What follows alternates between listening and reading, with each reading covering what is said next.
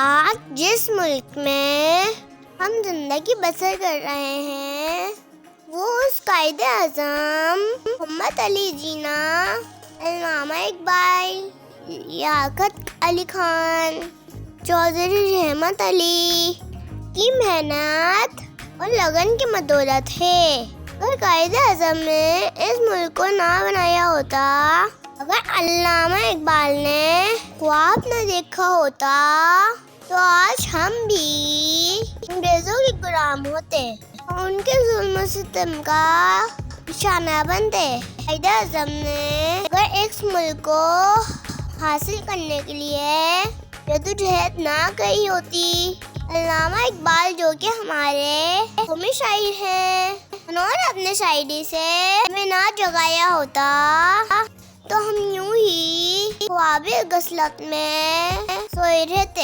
अगर हम कायदे आज़म को बानी पाकिस्तान कहते हैं तो इसमें कोई गलत नहीं।